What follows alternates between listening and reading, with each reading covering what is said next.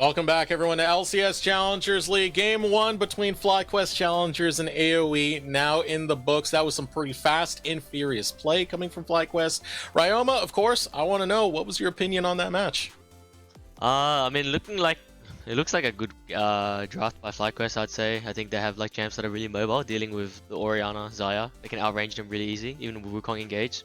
Same with Roll. It's like really hard to engage on them because all these champs are like really mobile. If you go into Leah, she always has an E up, and yeah, I mean, it was just good game plan from FlyQuest, I'd say. I think the Talia made life a lot easier for the Ezreal, really opened things up, and also just the amount of control that FlyQuest had over that game with the Talia plus the Graves. I mean, it was Spirax's first Talia game in the split. You couldn't really tell. I know that, we were talking about the one time they slipped up in the mid 2v2. Besides that, it was a really clean game, honestly, from FlyQuest. Now we're going to be moving on to our next segment, and that is a Q&A with Ryoma. We are going to be asking you guys in Twitch chat to throw your questions at Ryoma. I will be the facilitator, look through them, and pull some up. For the meantime, Cubby, I know you want to start us off with the question. Yeah, I have one. We should have asked this in the last series because it applied to Haunter. But you had to step in to fill the shoes of Jojo Pyun as he was unwell, and you got an LCS win. What was that like for you? And then, like, what kind of impact does that have on your challengers team and their schedule? Like, when you are forced to step up for your LCS team? I mean, it was kind of a blessing, I'd say. It was like kind of fun to play with, I'd say, four really. Yeah, you kind of smurfed. Yeah, I mean, yeah, it's like, they're four good players. Like all four of them, I really respect all of them. They're like almost, I think all of them are like the best in their role. So it made my job really easily. Like I could just sub in, just play mid lane, which is kind of chilling. You just play your 1v1 and there's not much pressure, honestly. Honestly, I would say it was easier than like playing playing challenges. Team's good, man. Yeah, I know you played really well, but I know that like that has a big impact on the schedule too, because like obviously like usually like, if that were to happen, like then like you swap scrims, like you gotta like find like a sub, right? Like that can be kind of hard, right? To like it has a big impact on both teams when that change happens. I mean, I missed a scrim set with my team the day before one of our matches too, so it's kind of awkward. But I mean, sometimes you gotta do stuff. Yeah. Remember, Twitch chat, go ahead and throw your questions for Ryoma. I'm going to start off with a very softball one here, a very standard one. And that is, what is your favorite champion? Not just to play, but what is your favorite champion thematically and why? I mean, I'd probably say Syndra, just because I've probably played her the most out of all champs. Like, I just enjoy playing her. I think she's... I mean, honestly, when I came here the first time around in America, I was like, not the best at her, but as I grew to like, I mean, as my knowledge grew, I feel like I've learnt a lot just about the champion, and I could really push my limits more on the champ now. So, now, I mean, I probably just that because it's probably my best champ. That's why. I got one before Twitch chat hops in, Eric. All right. So Ryoma, you come from Australia. You were not the only player from the Oceanic region to be playing in NA. Like I know that you got some pretty close friends among like some like the Oceanic players. Like what kind of relationships have like you guys been able to build as you've like been able to come to America, and like how has that kind of helped you just like be a pro and also just kind of like living here? I mean, probably one of them is FBI, I guess. Probably my closest friend. Just throughout my career, first team I played on ever. My pro career was with him. So, it's always nice being around him. Now that we're back both on EG, even back on 100, it's like just, nice housing with him, and it's pretty chill. I mean, he's there for me when I need him, and there's been rough times. I'm there for him when he needs me, and it's always gonna be like that. All right, we got our first question coming from Twitch chat. Edgy Hoon, someone who's been a regular in the space, says, Mr. Tommy, what's your favorite memory of your entire career? Probably back in 2020 when I was playing LCS, I think it was when people were doubting contracts and Poom subbing in.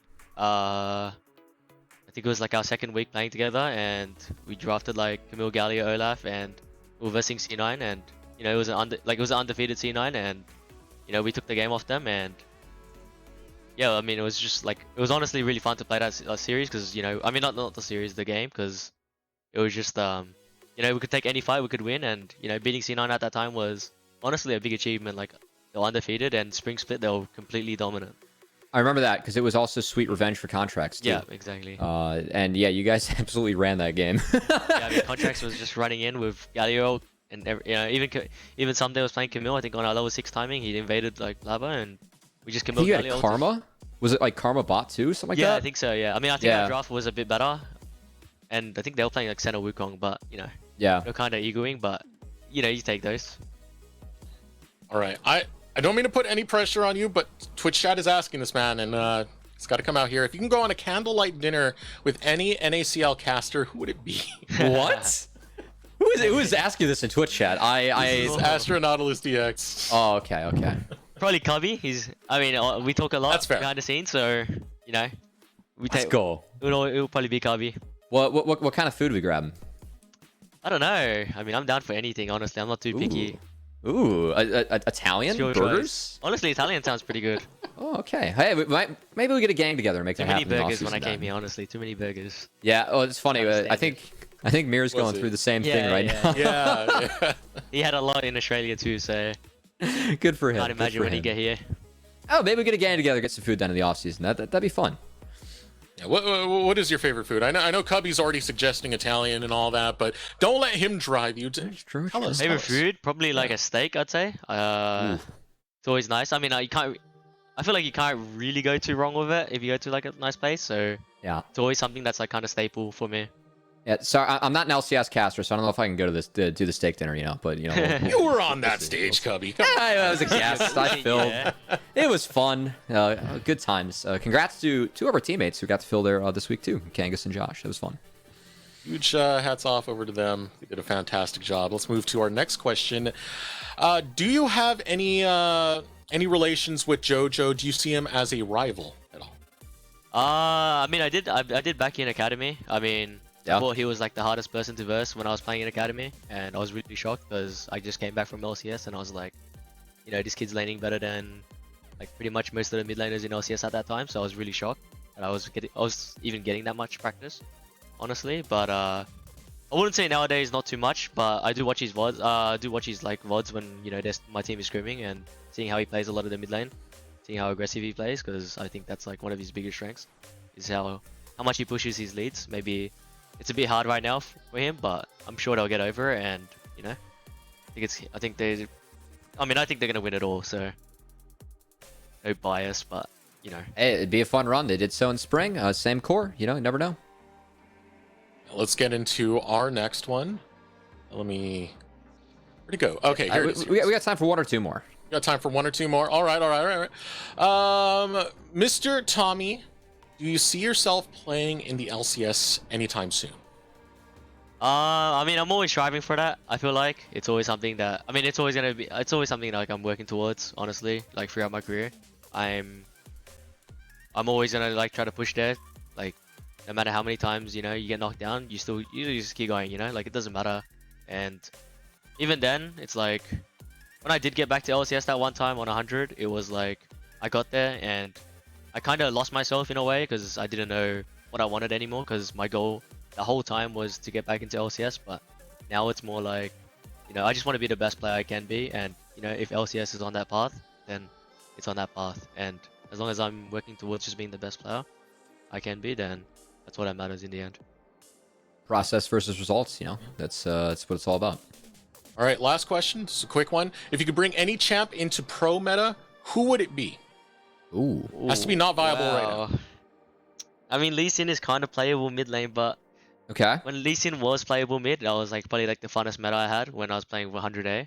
Oh yeah. Yeah, we were playing like Lee Sin, Gwen, and I mean the games were just too fun. Like, I mean honestly, Lee Sin was pretty easy. You just max E, and like if that champ is maxing E, then something's wrong. So, but yeah, when I remember just maxing E and my E was doing half health to everyone, and just killing everyone.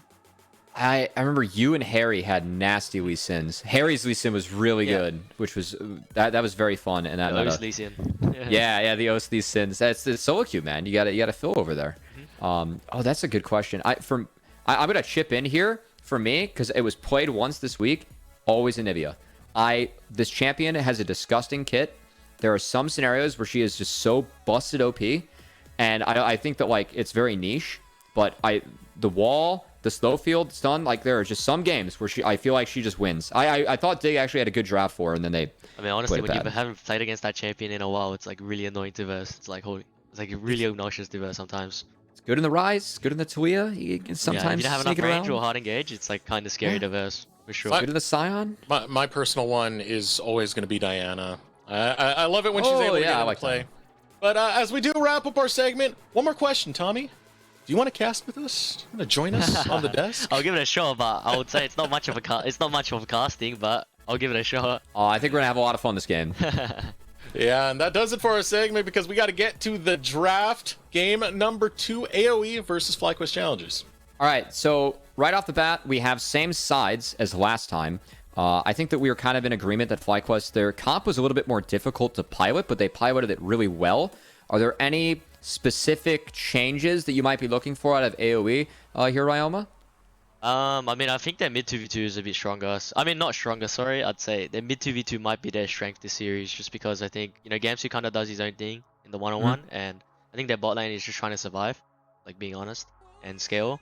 So I think their biggest strength is just gonna try to play through Winnie and Dark Wings, because I think they're both playing like pretty well. I'd say that 2v2 mid was a good opportunity for them to take over the game, but unfortunately it didn't go well. But I think they should shut down UG as much as they can, because this guy he blew like 2 flashes in both lanes, like in the early level. They are going to focus over to Masu. That Ezreal that was popping off in game number 1 will not be on the map this time. They're taking that ban away, so Masu instead going to go over to that Xayah because that Rakan was picked up over on AoE's side. Interesting. So I find it kind of curious that they actually banned the Ezreal and then took the Rakan. So I feel like the Ezreal was more of an answer to the Xayah than anything else. Right there, and the lock-in of the Vi on top of that coming in for FlyQuest, which I alluded to it earlier. It is a SkyTech pick, so kind of technically a takeaway right there, but in some presence, Jinx is going to be the lock-in for AoE. Okay, that Jinx is going to be under a lot of threat here already. Get on Ahri, yeah. Yeah, is that so? If you're on the side of FlyQuest right now, are you just thinking like, hey, we see Ori, we see Jinx, like we have a Vi, just like play really fast? Yeah. They're gonna look to dive, I think, for sure. Against us. I don't think they're winning range. Well, I mean, if they have Ahri, Talia on the table, is there a third mid that you can counter, like maybe drop he that? He must have something. He will probably have something in his pocket cooking, but yeah, it's the Ahri probably. Yeah, I mean, just because it's like the strongest pairings with Vi, that's all. Yeah, I was wondering just because, like, I know Nautilus is on the table. I feel like Naught's pretty good this game into Rakan, Jinx, Ori. So, like, if you have a third pick, maybe you could drop, but that's not going to be the case. Could be the Ori. I think it's a good call. So, FlyQuest, definitely a change of strategy for them. Last game, it was the range. This time around, it's going to be playing really fast through mid-jungle, which I feel like it's been a winning strategy for FlyQuest. And, I mean, definitely something you highlighted earlier in the day, Ryoma. Like, if you're going to play into Orianna Jinx, you have to be able to make plays early, because if not, things do get out of control later. I mean, I think Ahri and Vi are gonna have to do a lot. I'd say they have to find some creative angles, and it can't just be like, we see Jinx on our screen, we're gonna go. It has to be pretty creative. Like Ahri needs to be ready to go, and I mean, I think that's what they're looking for. That's the thing about the mobility of both of these champions. You can get creative very easily with both a Vi and an Ahri if you need to find that angle to get onto the back line. FlyQuest were doing it pretty well in that last game as our final bans do come in. Going to be tank focused once again for FlyQuest. They'll take away both the Ornn and the Scion to take away that engage. Support focus for AoE, both the Alistar and the Nautilus. That's curious to me, banning the Alistar. I feel like Alistar gets outranged by Ori Jinx. So maybe for FlyQuest, I mean, we could just see a Thresh here. Like, it's at least a champion where you can kind of still play at range. Like, you're not too vulnerable to Jinx or Ori. Or, okay, no, we could just go balls to the wall here and pick the Ana, too. Curious. If that's going to be the lock-in. I mean, 2 seconds left. Yeah. It's an older counter to Rakan, because you can step up and cancel the Grand Entrance with a Q. But this definitely, it forces Jinx to take Cleanse, which I think does line up nicely, given what Vi already want to do. No, Ryoma? Yeah, I mean, I think they probably just wanted to go with more engage, honestly, looking at it. Yeah. Oh, Jarvan. I mean, I like Jarvan. Wow, I'm pretty surprised. Looks pretty hard to play, but I mean, honestly, it's not that bad. But it's good to the Xayah. Yeah, I mean, I'm thinking the mid 3v2 is going to be really important here. Like, if they blow Ori's flash early, like, it's going to be really dangerous for her to ever get prior. And then if Ahri gets prior, it could really snowball into bot lane. Yeah, even in the top lane, too. I love the Camille. Just keep on going in. I feel like, yeah, that's definitely something that Philip has proved that he can play this matchup as well. So it is all about going in here for FlyQuest and just dogpiling onto Ori. I think setting Ori behind is going to be the most important thing early here. Yeah. I'm excited to see how much dive is actually going to come out from FlyQuest, because they have so many different ways to get onto Darkwings, to get onto that Ori. Even if you're not bringing in, the hook shot or the Vault Breaker, you still have the range engage that you do get from Winsome being onto this Leona. So protecting these carries is oh so crucial for AOE. I mean, I'm looking at Yuji honestly, like on this red side, because if he doesn't do much, it's gonna be a really hard game, I'd say. Like if they go 0-0 this game, I think it's gonna be in AOE's favor for sure. But if Yuji finds those angles in those team fights, I think it's gonna be a really hard game for AOE. It's like not so easy for them to team fight. So early on, if you're in the shoes of Darklings here, Ryoma, what's kind of going through your head? Because you know that you're going to be under pressure early, from what FlyQuest is showing. Like, how do you want to see mid setup when it comes to like trinkets or just early on strats here for Darklings? They try and keep themselves safe. Oh, that's pretty good to say, honestly. I mean, it's pretty good that you called that out. Because if I'm Ori here, I just need defensive vision, and then I just want to slowly win my lane. Because I'd say the mid matchup 1-on-1 is like Ori favorite, I'd say. Yeah. I think all my trades are like pretty beneficial if I'm playing the Ori, and as long as I can see Vi, Leona, then I can play as aggressive as I want, right? And it's not so easy for Ari, like eventually she should start bleeding. But, around that level 6, if you put her behind a bit early, like, that's like still neutralizing, Yeah, I know that old matchup, like Ori used to win like 1 through 5 pretty good. Did the W move speed on Ari change much at all? I wouldn't say too much, but it does help for sure. Like with her just early trading, like it's a bit more, I would say a bit even, but once she's 6, it's like that's when it's like really dangerous. Yeah, for Ori, because if you lose flash to Vi, it's like really bad. If they can somehow blow her flash early, I mean, assuming Winsome's gonna play for the 3v3 mid, I think he will. Then it's gonna be a really hard game for him. Imagine we are going to get a lot of mid-focus coming out of this from FlyQuest. This is game number 2. Elimination now on the line for AOE. We've been talking about it all day, especially with that wildcard game. Well, we still talk about it with AOE because they are a provisional squad, which means if they lose right here, they will go into that promotion relegation tournament. Good call out again there, Desterux. I do want to highlight, I think that there was actually a pretty creative ward here from Spirax, as he actually dropped a trinket that protects both of the entrances to that bot side river. And I think that tells me that we could see Yuji. I think he's going to make a play after red. And it could be on the other side of the map, because they're going to try and defend that bot side jungle. Right now, the clear out for his Raptors over to the Krugs, and see where he decides to move right after that. This early pathing from both the junglers is definitely going to be a very big topic. It has been. Just talking about both Yuji and Winnie here. AoE camp starts too. Does that change anything mid, Ryoma? Like when you do have your junglers going for the AoE camps? Because obviously, like contesting Rapt respawns becomes pretty big. I would say that he probably just needs to be careful the red side clear. Because I mean, if I'm Spirax here, I'm already calling. Like we're probably gonna have to look mid soon. He's probably waiting for this ward to time out, or he's gonna dodge it. But looks like Winnie is looking to block it, which is really good. All right, well done. Yeah. Well, I can try to get to the knockup, but it's just going to be an exchange of damage coming out for both Yuji and Winnie. I mean, this is just not bad for Darkwings, that's all. It means he just cannot get ganked, so he can always play his lane how he wants. And I think this Ahri is going to start bleeding slowly. Oh. Didn't see what happened in the bottom lane. About 50 health remains for Skytech right there. I don't know what happened, but it was blood for sure. I will say, Summoner is burned by FlyQuest, but not by AoE. So they are going to be forced out early. That lane's in tough shape, but could be worse. As I do want to credit AoE. I think that was really good defense, as you called out, Ryoma, on the first gank.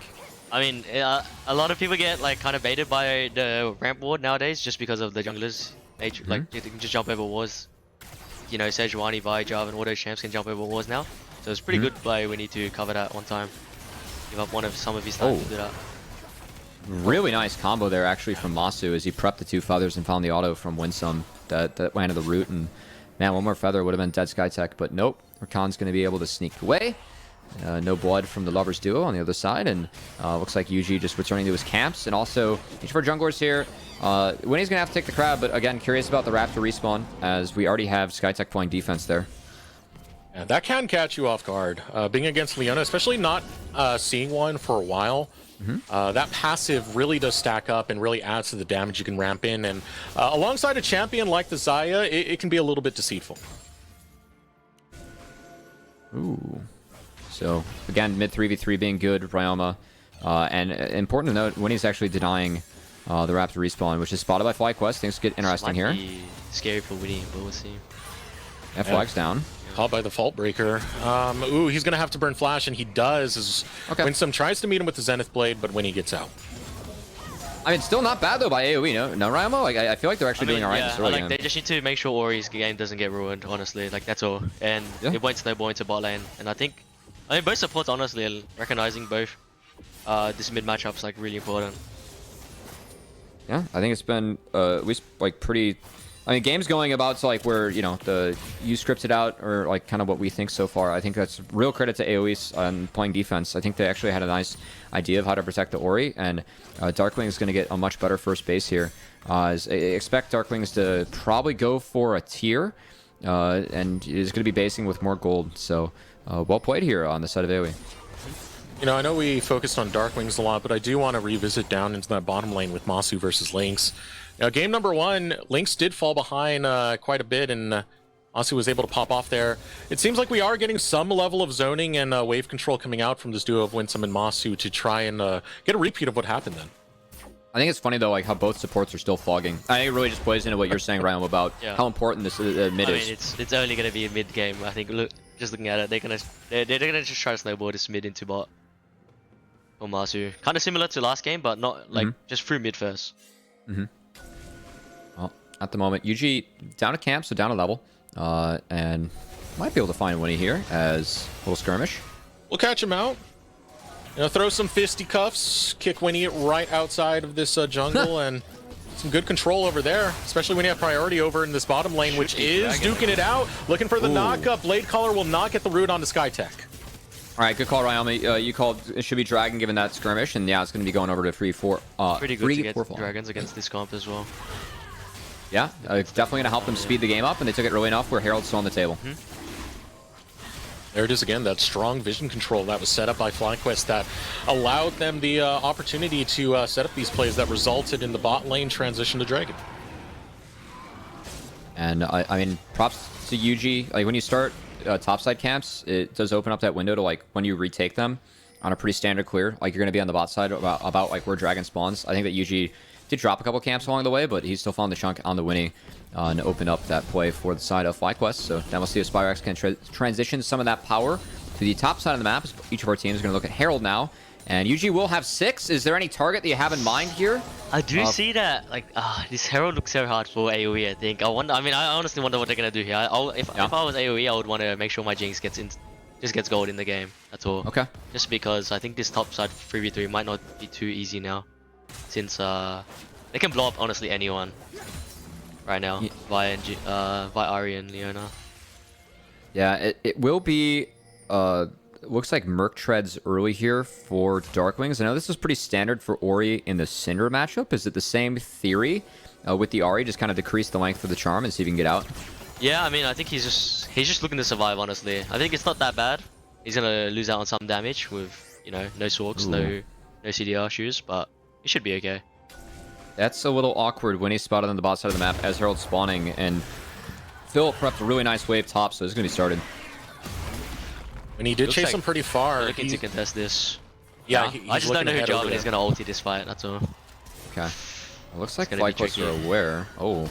Ooh, here it comes. Able to get it right onto Darkwings, but the Cataclysm return. Yuji has to flash over the wall. Spirax is still there, but Darkwings will follow for first blood. Yeah, they went really early there, Ryoma. Yeah, I mean, I think Yuji went with no Q2. He used his Q to dodge the vision, but I think it was kind of pretty forced, honestly. I mean, maybe they didn't. They probably didn't think about Orianna's mercs, honestly. Still scrapping out in the bottom side. And even getting Spirax from out a little bit. We'll start walking over to that scry. The blast plant is there if he wants to hop over the wall. Getting some vision for the time being. Doesn't spot out where Winnie is currently pathing, but does see so that some of those camps are up. That is really big, though, for AOE, because, I mean, they have a 1k gold lead now. They have Herald in their pockets. They lost nothing for that. It all started Yeah, I around mean, the streak right here. The focus on the Dark Wings. I think with no FlyQ, that's a lot of damage loss. I think Camille also kind of missed his. I think he missed his E too. So I would say it's a bit of micro misplay here. Looking at it. Yeah. Yeah, I would agree. I feel like UG pulled the trigger really early. I think that he could have like retreated to his red buff, like went that way and at least waited for that Q to get back up and like let them hit the Herald. Maybe they can get a better reset then. Like bot lane was ahead, so yeah, FlyQuest playing a little bit too fast there. And that will give AOE actually a pretty nice game state. And no mana on Dark Wings currently, has a little bit to work with. They're trying to set up something over into the mid lane, but they'll meet Skytech instead. Skytech will be able to hop out. It does give away what FlyQuest were looking to set up. Good response though. I know that like a lot of times when teams take Rift Herald, the response is for enemy team to go cut them off on the other side of the map. It's easier to do if you're red side, to get into the red side jungle. So really well played by FlyQuest here, as this gets them back into a more reasonable game state, forcing Lynx to drop. Isaiah actually got a lot there. Yeah. Same thing as last game Ryoma with FlyQuest on red. Yeah. But I think the advantage AOE has now is they actually have the Herald. I want to see how they use it here. Where do you want to use the Herald? I would use it for the Jinx for sure, but yeah, it's looking really grim if they take a fight bot side, and if Ahri has first move. Like if you look at Fly's vision setup, it looks really like they're for sure making, like they're for sure gonna block the Herald play. So I do want. I mean, I think again it's gonna be up to the mid prior again. They can shut it down and then stop Ahri from moving, but it's gonna be really hard because honestly, they're gonna cut off Ori. So much vision here, yeah. They're looking to cut off Ori here, as yeah. Yep. Okay. We'll be able to get onto Darkwing. Solar Flare goes out. Spirax trying to meet the mid lane play. Charm's going to land on Skytech, but AOE will hold control of the river. Nice dodge from AOE, honestly. Like, they got a flash out of Winsome. That's not bad. There's a good side step out with Darkwings too, on the E. I don't think they can really easily kill him that easily without my ulti. Ooh. Lynx was almost in a bad spot right there if you're looking at the mini-map. Trying to chase down Lynx was Yuji. Didn't get in range for the ultimate to try and take that fight. Yeah, kind of an awkward back and forth here between mid jungle, as each of our teams, again, recognizing how important it is to play through mid. Importantly enough, though, Yuji has snuck into that bot brush. And I think that Lynx and AoE knows he's there, but now it's just going to be a game of chicken. Like, how long does he actually stay? Okay. Just want to get the wave in. This is good by AoE. They're recognizing going through mid is probably like best instead of going through bot, because I think they can actually kill Jinx really easily. Okay. And if they can just defend, like if this is what I was saying, if they can just defend these timers, eventually they're going to be in a winning position for the rest of the game. And so far, they've been doing a pretty good job of keeping this Ori active and alive. FlyQuest want to change that situation, sombreroing the ult. This might be an attempted play from FlyQuest, not going to commit with the ultimate as Yuji. Honestly, it could just be Dragon. Spirax could base and TP to guarantee it. And they have bot push because Jinx is forced to reset. So I think FlyQuest just get the drag off that. Should be a Dragon. No Orianna ulti. It's going to be hard for them to face check now. Yeah. Well done again from FlyQuest, though. I really like Spirax again, just basing and TPing back, guaranteeing that they hit that timer. Uh-oh, UG. Stalls his ultimate, he's holding it. I believe he wants to focus on the Darkwings right here, but here comes Skytech, able to get the knock up onto UG. He will fall. Lynx now looking to pop off onto Winsome. Winsome lower, falls to about sub 100 health, but Masu on the flank wants to take him down. Finally excited. It's going to be Lynx Cataclysm to put FlyQuest into the daycare, but they break out and take down Darkwings. Honestly, wild fight. Like, Philip joining and help, but that's still FlyQuest losing out, and Gamsu gets points right now. Yeah, I think this is good for AoE. I mean, I would say Camille's really behind already. I think this is what I wouldn't want if I'm playing this matchup top lane, because they're falling really behind top side, I'd say. And if now becomes a problem, I think it's just going to be really hard for them to team fight.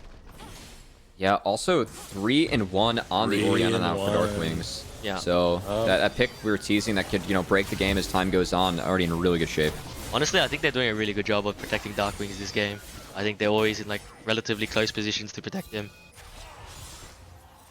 Yeah, replay. What are your thoughts on this one, Ryoma? That's good by Winnie. I mean, I don't know if he did it intentionally, but he just streaked out of the FlyQ just in time. He probably knew that they were in that bush camping, but I also think this, not to curse. Okay. You might have just cursed it a little bit too fast there. Winnie trying to get the Drake, but Masu will take his life. Shockwave goes off, pulls Yuji right in. Yuji's still alive. Winsome's low. Lynx over the wall to land a rocket onto him, but Dragon secured by FlyQuest. Whoa! Oh, okay. I don't know how Yuji get out of there. It was a shield, it was a dash, it was a tap, but oh, somehow FlyQuest actually get the second dragon. That does at least keep things a bit on the timer. They want for the pace of this game. Honestly, it feels bad that they lost the dragon, but I think it's not that bad for AOE. Like, Link's picked up a kill there. He's gonna be closer to his mythic, and you know, I feel like you never want to be giving Jinx these kills if you can avoid it. Yeah, I mean, on the back half, like, Winnie goes in so early here. I think this is really early. Yeah, I mean, I know that Skytech can kind of follow up, but it feels like Skytech has to stay on that side of the wall, honestly, if he wants to, because it was Winnie on his lonesome. Nice shockwave from Darkwings, and you can already see the Orianna damage. That's an early boundaries on her, and she's doing work. A lot of work at that, especially being over that wall. No way for FlyQuest to hop onto them, so utilizing that terrain and getting Lynx another kill. This is first free. kill, excuse me. 1-0-2. Yeah, they get the free Herald too. I mean, they can use that to crack mid. That's really big again for AOE. It will give Darkwings more room to work with. That's gonna be really big. I mean, I do want to see how Yuji's gonna play the rest of this game, just because, you know, when you have a 0-2 buy, it doesn't. I'm telling you, this champ doesn't stop. He can only go in. So I think that's the hard part about this champ, is like you have so much tools to go in, but there's a certain time that you can go in and you cannot. It's a one-way ticket. Yeah. This is not a game for the KDA. I do want to see how he plays here. Yeah. I think that's a good call out. Bot turret falls first. A lot of gold on Masu. Here's 2v2. Oh, ultimate, it's onto Darkwings. They want to find him, but pulled back by the shockwave. Not enough to stop the death. Cataclysm goes down. Yuji holds steady. 2 kills for FlyQuest in the mid lane. I mean, that's very good by Yuji. I mean, you can see, that's what I meant by, like, you kind of have to find these angles. Like, Darkwings just did one misstep, like, bad rotation, and it busted him. Like, pretty much all of that early game is like negated now. I also really like how Spirax played Ahri. I mean, obviously, I love the ults to reposition the Q when it bounces back. Well done there by the 2v2 of FlyQuest in their sophomore year, stepping up. Gamsu's built a pretty big lead for himself, honestly. I don't think any junglers have touched top lane. Wow. So this is pretty big. I mean, they do have. I mean, it's still not that bad for AOE. Sure, they made a misplay, but that third dragon is honestly might be the game decider. I mean, Gnar can really, like, with all the displacement he has, he can really peel for Jinx, and kind of needs to, given that it's a Recon and, you know, not a Thresher at TK. So I think it's a good call that Gamsu's ahead.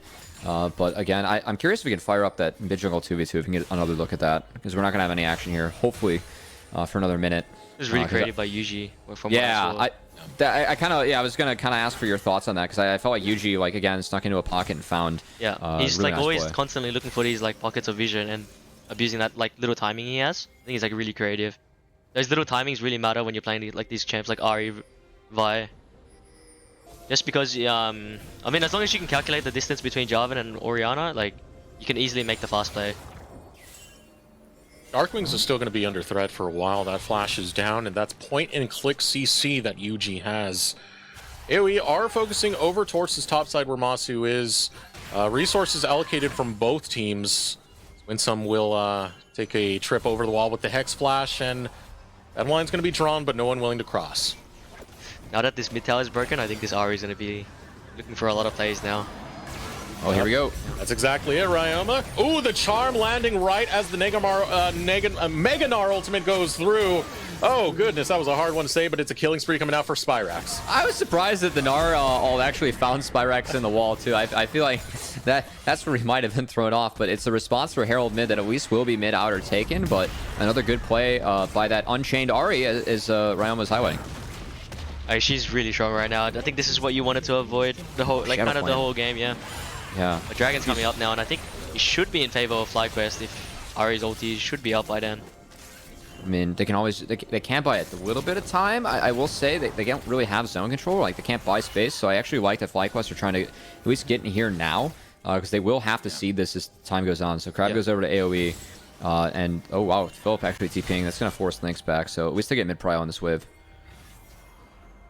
FlyQuest now around this dragon. It's 10 seconds before it does spawn.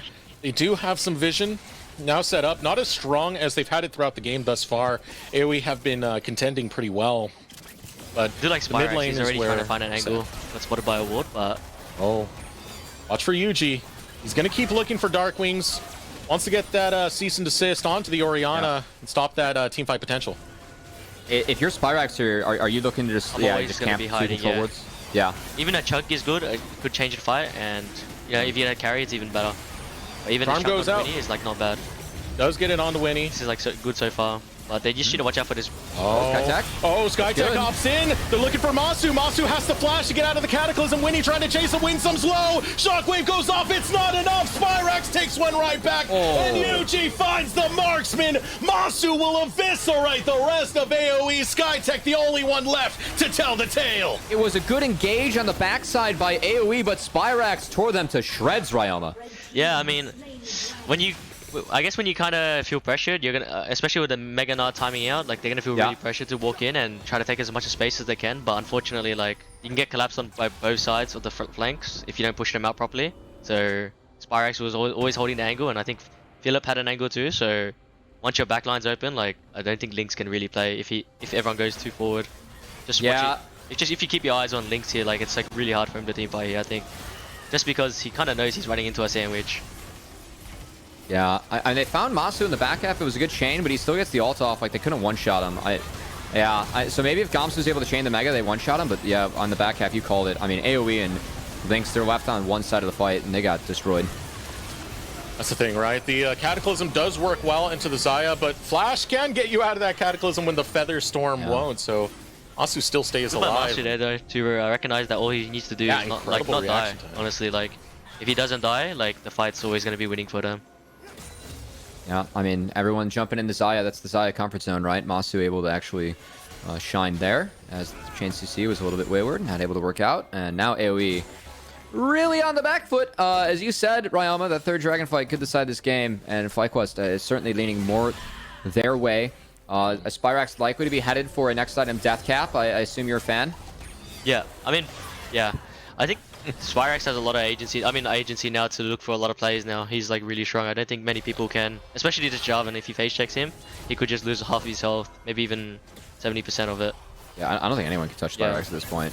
Especially like, I mean, Nar's not even at 2 items. Spirax is already cooking up another needs large rod. I am curious, what are your thoughts on the Cosmic Drive changes on this patch? I actually think it's pretty good with the Leandries. I think you can always keep it up, the uptime always up with us. So honestly, if Spirax built it this game, I wouldn't be surprised. I feel like he could build it this game, honestly. I feel like I don't think there's much champions that could lock him down. I do really like it on Ahri, because it does give a nice chunk of AP, and of course I always prefer the AP ratios on Ahri, just given what her Q true damage in the back half. So Void Staff less necessary, especially as there's no MR yet, and oh boy. And Spirax catches that charm as Winnie goes for the wave clear, and Winnie just goes home. Sees the rest of FlyQuest there, doesn't want to handle it right now. FlyQuest have absolute control of the map. I mean, a big thing for AOE was to protect Darkwings, protect this Orianna. After that 3-1 scoreline, it's been 2 deaths back-to-back. They haven't been able to afford that protection. I mean, now it's almost the same thing as the mid tower loss. Like, now Spirax broke top tower, he's going to be able to camp inside top jungle for, like, pretty much the rest of the game. And, you know, if they kill Winnie one time, that could be Baron and probably the game. Ooh. Skytech looking for Masu, but goes in a little bit too deep there. Not going to have to burn anything important to try and chase Masu away. 2 minutes before Dragon does spawn, but does seem like the attention of FlyQuest is over on this top side. I gotta say, they're actually thinking about hitting the Baron. I don't know what you think about this, Ryoma. I don't know if this is necessary, but it will at least bait everyone in. Honestly, I think they're just looking for a fight. They just want people to walk in, and they want to use this Ahri. Yeah, I like how AOE is going north. Speed up the game, I think this is good by AOE. It is really good, because they have vision behind them. Really good position here. Spirax, watch Spirax is going after Link. Doesn't get the charm on the Link, but he does get the Spirit Fire. Still looking for more. You're gonna lose your support. Winsome falls. And a trap set. It's gonna go awry with the super mega death rocket finding a shutdown for Lynx. Yeah, I mean, that's all it takes, honestly. When you play Jinx Orianna, you have these agencies. When you have enough space, I feel like I don't think Vi was in range to ulti, and they went a bit too early, I'd say. Most of the combo is like Vi and Ahri, so... Check Baron. We do have them sticking around. FlyQuest keeping the back of the pit. Masu does go off. Getting weird. What's going on here? I mean, AOE, they're still going for it. They'll have the Baron-empowered recalls. Philip's already there. Masu looking to take one. Masu looking to take another. Blade Caller goes out, but can't get the next kill. Philip gets some damage onto the base. Meanwhile, AOE get Baron. That was a nice try by Masu, honestly. Almost clutched like the whole scenario for them, but didn't work out, unfortunately. He got Darkwings. Darkwings does have TP, which is really important for the Dragon coming up. And look at that gold lead. It's now back in AoE's favor. And I got to give AoE a lot of credit for that initial Baron setup. Ryoma, you were saying you liked AoE's movement. They had wards behind them. They walked north of them, knowing that, you know, if Spirax was going to come on a flank, it probably wasn't going to be above. So I actually think that AoE, like, that was honestly a fight-winning decision from them. And I think why they locked down that Baron. Yeah, that was pretty creative by them. I don't think many teams would be pulling that off. Oh. Looking for more is going to be Winnie. Hops right on What? to Winsome. Nowhere for Winsome to go. Winnie will grab that kill. And that's more going over to AoE. Yeah, I mean, this is when it gets kind of stressful. You lose like one bad fight, your shutdowns go wrong, and Jinx Orianna can start taking over the game now.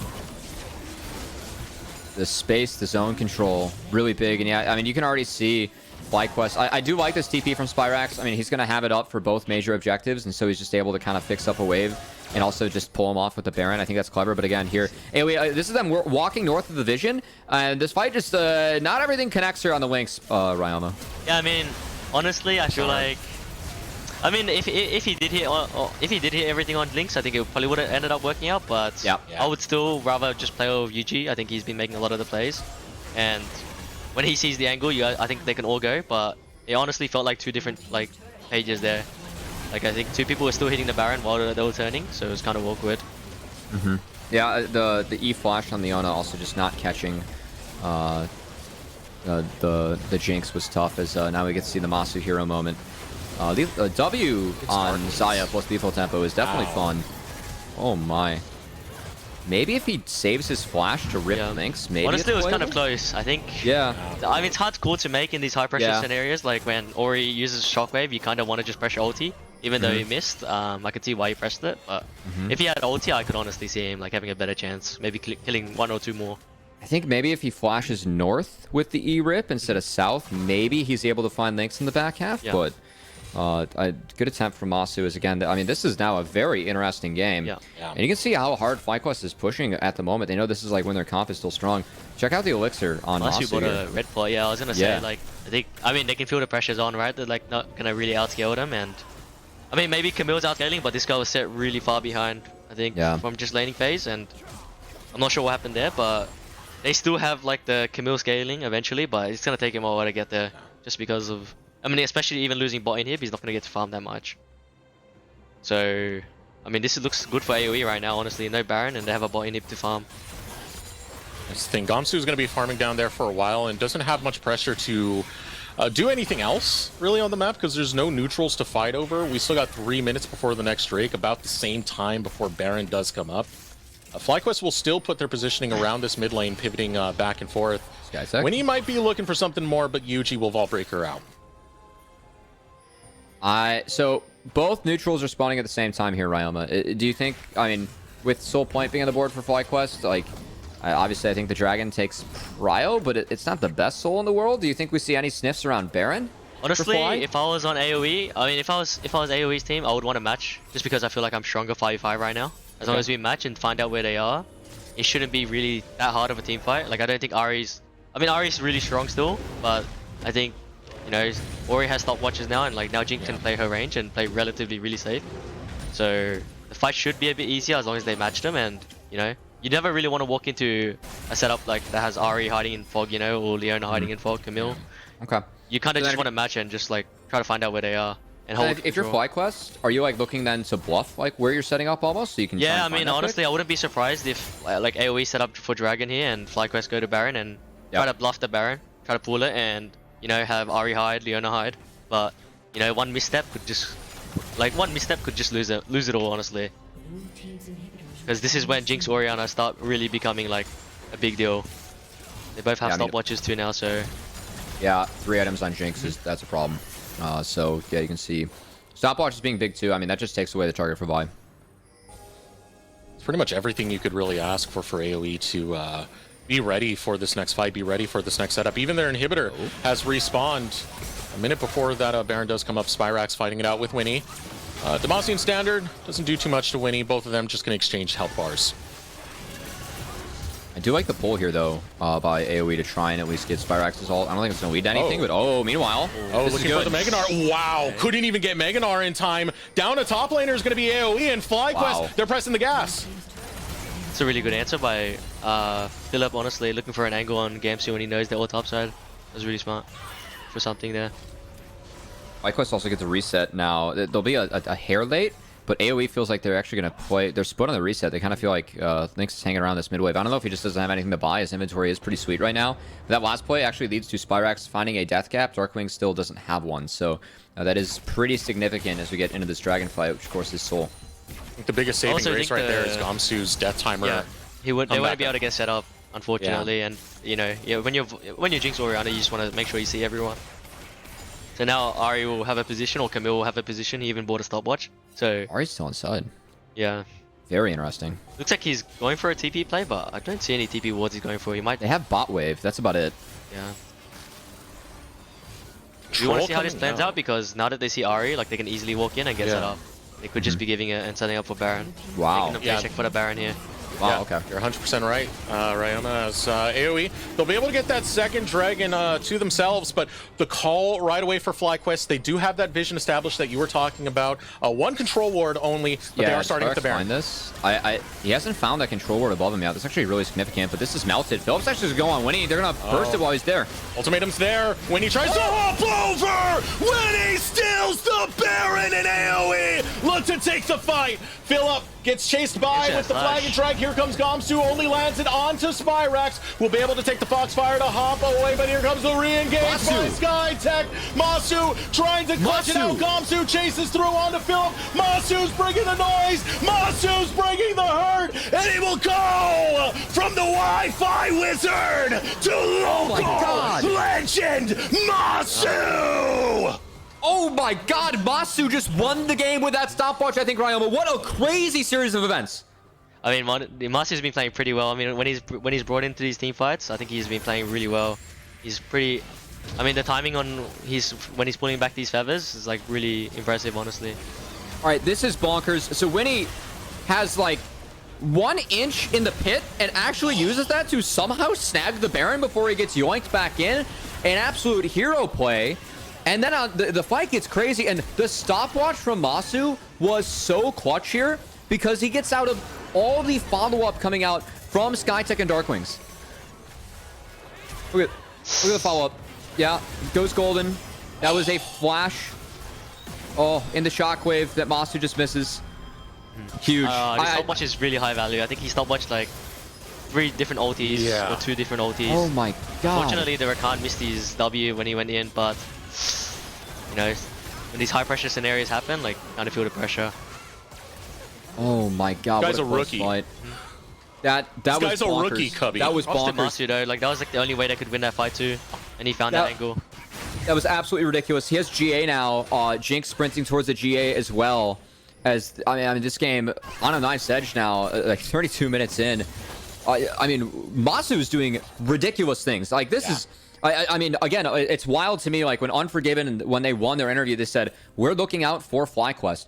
It's wild to be, I feel like Masu's part of that. I know that, like, you know, talking with like some folks, like Unforgiven, like, just have some respect for Masu in the space. Obviously, I feel like Unforgiven is like kind of Thanos in this league, but holy cow, Masu is playing out of his mind this game.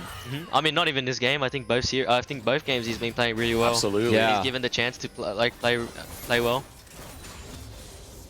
Man, if Masu can step up, he's able to perform when FlyQuest need him most. And now FlyQuest, 2 inhibitors down. They've been able to find him in the mid lane, found it in the bottom lane. They got 1 more they need to take down with some Nexus towers to boot, and they'll be proceeding to the next stage of playoffs. I mean, it's still really tough for FlyQuest to wrap this game up without Baron because of all the wave clear that Jinx and Ori has, so...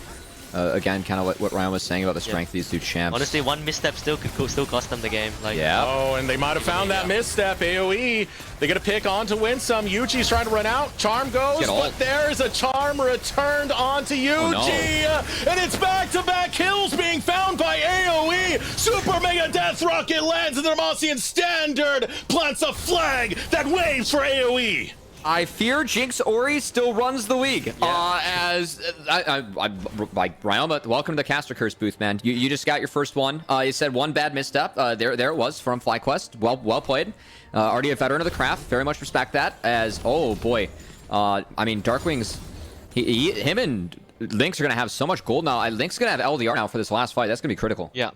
I mean, honestly, as long as he Jinx is getting items, like, the game will be relatively pretty smooth. But this Xayah is like, I mean, he didn't get to play that fight, but as I said, like, the pressure starts getting to them when they realize, like, you know, you can't really siege against Jinx or Orianna. So, honestly, if they just take a deep breath and just chill, like, look at count numbers and look for an engage on, like, the right targets, like, I'm sure they can find the angle. But, yeah, as I said, one misstep could just cause them, you know, just cause the whole siege to go wrong. Now, those picks were Spirax, Yuji, and Winsome. They didn't get onto Masu. Masu should have flash available by the time this dragon fight is ready to start up, has Ghost on top of that, Featherstorm. We saw how good he was in that last Baron fight. You'll have to clutch it again. I mean, AOE is going to put himself on a timer here because Camille is just going to keep going top, and I don't think dropping 3 inhibs is going to be good. Yeah, that's honestly. true. Oh, that's big. Charm, followed by with the Solar Flare, but Skytech still alive. Teleport now looking to come through. Masu looking for the chase. Winsome finds Skytech, and here's the rest. He's alive. AOE looking to take it, but they gotta keep Lynx alive. His Guardian Angel will be popped, and Masu is on top of them to give him a goodbye. Gobsu ups forward, gets the ultimate with the wallop, but popped is the Guardian Angel. And FlyQuest, they needed to clutch it out, and they will take it. 4 members. It only cost them Yuji, and they're looking to end the series. Wow, I mean, props to Masu. Honestly, he's playing out of his mind for a rookie like playoffs, and looks like he's handling the pressure really well. I am really impressed by FlyQuest in this game. I mean, where the comps are at, where that setup was at, that was not FlyQuest game to win, but they somehow snuck it out in a wild back and forth. FlyQuest takes the 2-0, and we'll see AOE in the promotion relegation tournament. Now, somehow, I can explain it right now. Masu, man, Masu. Goodness gracious, some of those plays. I mean, I did highlight that Baron play, but it was one that was so pivotal to FlyQuest winning this game and stopping that AOE comeback. I mean, like, I think Ryoma said it, like, when you're a rookie and you're playing like this, it's actually insane. And the fact that we have someone that, like, is doing this well this early on in their career, I think it's really exciting for FlyQuest. And congrats to FlyQuest. I mean, this team, like, Ryoma, you played with subs this year, right? Like, it's really tough to step in the middle of the season, kind of like what you had to do, like, and what Winsome's been able to do with this team. It's nothing short of impressive. Yeah. I mean, honestly, like, Masu, I feel like he had big shoes to fill into. He's filling in the shoes of Tomo, right? Like, I think he's doing a pretty good job right now, showing it. Like, I think first half of the season, he was playing with a bit of lag from what I heard. Like, the ping wasn't, like, too favorable for him. But now, you know, he's getting that chance to play on, like, pretty much land ping, and he's kind of smurfing. I mean, props to him. You know, big shoes to fill, but they fit him comfortably now, and they're nice and well worn. What a performance coming out from Masu. We're going to take a moment to throw it over to break. When we return, we'll have an interview with one of our winners from FlyQuest. Welcome back, folks. I get to do the interview today as we are joined by Spirax, the mid laner of the victorious FlyQuest Challengers, taking down Darkwings and AOE, someone else that was in your rookie class of Academy last year. It's year 2. You guys have been drawing praise from the rest of the league. I know that, you know, I saw you this week at LCS. You were talking about how much it would mean for you guys to make top 4. What did it mean for you guys to take another step towards that today with this 2-0? Yeah, I mean, it definitely feels pretty good, and feel like we have like an actual fighting chance to like win it all. So it's definitely exciting. Yeah, I mean, I think that last game was really fun for me because I got to sit up in the booth with Tommy. Ryoma joined us, and that game was all about mid. So I know you guys were talking about, like, hey, what would you have played into the Jinx or there? You ended up going with the Vi Ahri. Kind of walk us through, like, why that was the call, and then some of the things that went your way and didn't. Because mid-game, there was 1 or 2 mistakes later, but you guys executed it pretty well. Yeah, we had a bit of like split calls, so we were a bit like all confused. Like there was the timer where like FLYC could TP'd, but we ended up not taking it. Like I'd say just some miscommunication stuff. But I decided to go for the Ahri against Orianna. I could have like matched Scallion, but I mean Ahri scales like pretty well on her own too, and we have like our 2v2 is like really strong. So I think with our comp, we should always be able to get a lead early on, and then the game should be easy. Because I think we're like better at playing macro. Yeah, I mean, AOE did play pretty good defense around mid to make sure that it was at least a while until you guys were able to find that double kill. But once you found it, game went in your favor, and then things got a little bit crazy. And I got to put the spotlight on that Baron fight where somehow Winnie's able to get in the pit and you have the hero steal. And then Masu has probably the highest value stopwatch I think I've ever seen. As that was like a 2,000 gold worth stopwatch. What's it like? What's going through your head in that fight? Like, what was your guys' reaction afterwards? Because you lived like 10 HP too. One of the closest fights I've seen in Challengers and in playoffs so far. It's like, what was going through everyone on the team's minds for that? I'll be real, I think we were a bit dizzy during that parent play. I mean, that's probably why they got like the Baron, like they got the steal, because I feel like that should never happen. But okay, I didn't see the Masu stopwatch either, but you're saying it's good, so I'll take your word for it. He got out of Shockwave and more, so you know. Yeah. I mean, after that, we were a bit like scared because their comp like giga skills, you know, like they want to play team fighting, so the game was like losable at that point. But I think we were still like kind of in the drive. I mean, our comp, like, I feel like whoever has the comp that like goes in first is most of the time like easier to play. Oh, it's Challengers, baby. You know, you just gotta you gotta find the first kill and go from there. As fortunately for you, Ari resets did topple Jinx resets at the end of the day, and you guys move on. Your opponent tomorrow, you guys have less than 24 hours to prep for Wildcard. One of the, I don't want to say weird, but I'm going to say most different teams that we have in Challengers. I know that you faced them once, of course, in the regular season, and probably more behind the scenes. What's your impression of them and going up against a familiar opponent in Saligo? Yeah, I definitely think Saligo's good, and he also has a similar. I mean, I wouldn't say champion pool, but he prioritizes control mages a lot as well. It seems like, and he tries to like just play for scale and let like his team or like his jungler play around the bot lane a lot or top lane even. So not much thought. I mean, they're like a much different team compared to like everyone else. So it will be a bit like weird to prepare against them, but I think every team now is aware of like their cheese picks and stuff. So we should have enough like intel to win against them.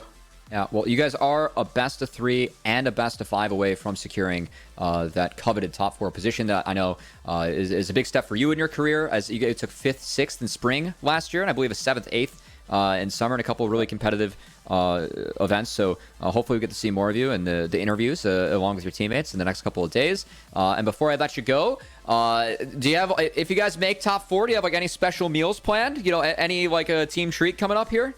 Not that I know of currently, but okay. Yeah, I'm sorry. Well, no, it's fine. I mean, I don't want to get too far ahead of yourselves. Of course, you got some big matches to win still. But best of luck in that process. And just want to open up the floor for you one more time. Any thank you shout-outs you'd like to give before I let you go? Just rooting for TLA to beat CLG because of my boy in the mid lane, Ian, and shout out to my team, of course. They played really well. Yeah, and coaching staff.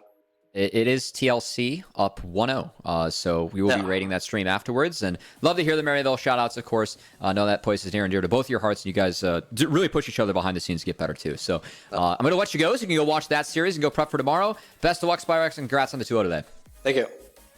All right, I'm going to bring back in the true host in Deserux. So, Eric, all you now. No, I'm done. You can just take it over, man. we do our best. I had to keep up with Tommy too with the brains, and then I have to keep up with you for the hosting skills. So I got a workout today. Hey man, it's been a fun day, especially picking at the brain of Tommy and seeing. What a good last game. I mean, honestly, couldn't have asked for more on that last game. Let's go ahead and go ahead.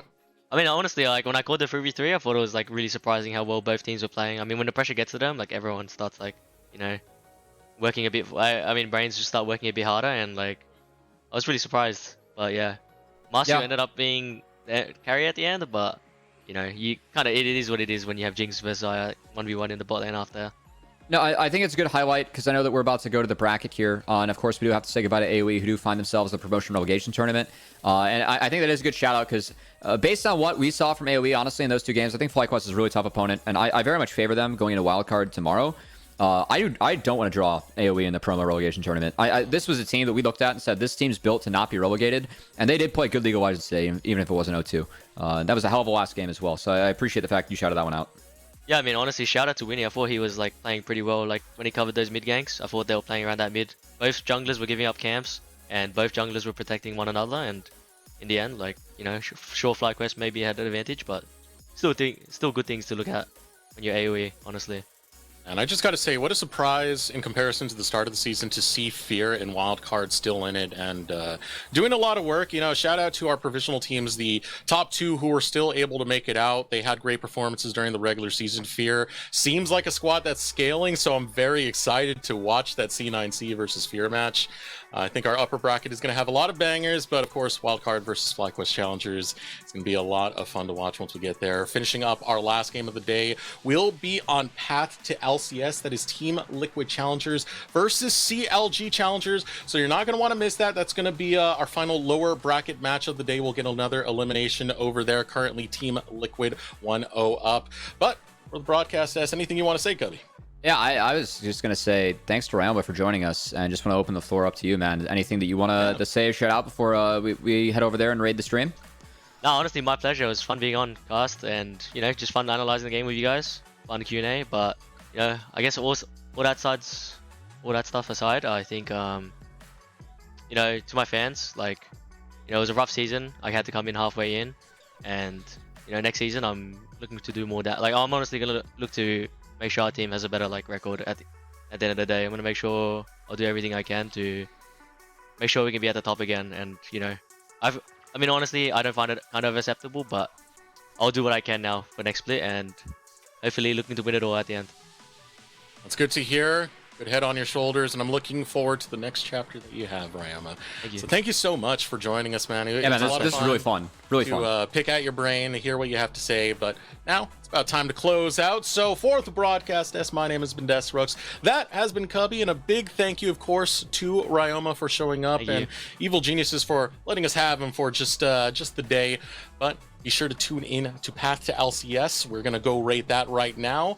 We will wish you a pretty good day. Thank you all for tuning in, and be sure to tune in tomorrow because playoffs will continue. We got days going all the way up until Tuesday. Not going to want to miss any of it. Take care. Have yourself a good night.